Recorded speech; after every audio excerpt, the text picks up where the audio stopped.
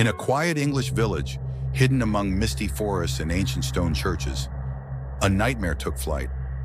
Children whispered about a towering figure with massive wings, claws like knives, and eyes that glowed crimson in the night.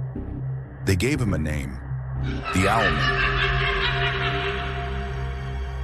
The first reported sighting came in 1976.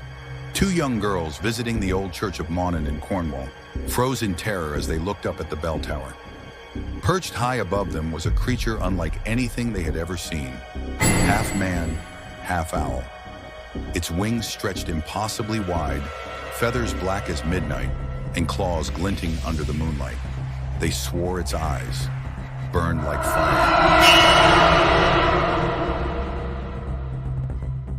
The children ran screaming, convinced they had looked into the face of something unholy. What they described would haunt them for the rest of their lives. But the Owlman wasn't done. Over the years, more witnesses reported encounters in the dark woods around Monnan. A hiker claimed a winged humanoid followed him, swooping silently between the trees as if toying with him.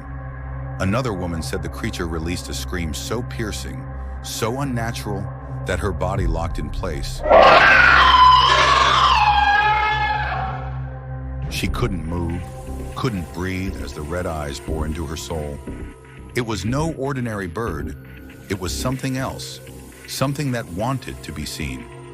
Rumors spread like wildfire. Some whispered that the Owlman was a demon, a guardian of the dead, haunting the churchyard and feeding on fear. Others suggested it was a cryptid, a creature from another world that slipped into ours. Skeptics, of course, tried to dismiss it as nothing more than a large bird of prey, maybe an owl seen in poor light. But here's the problem. The descriptions were always the same. Witnesses, who never knew each other, described glowing red eyes, a man-shaped body, massive wings, and a presence so terrifying that even seasoned hunters fled the woods. How could so many people, in different years, all see the same thing?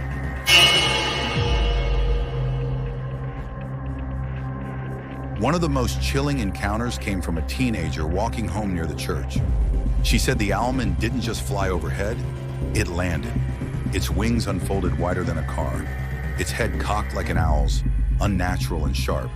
And then, in a guttural whisper, it spoke her name. She ran, never looking back, convinced that if she had stayed a moment longer, she would never have lived to tell the story.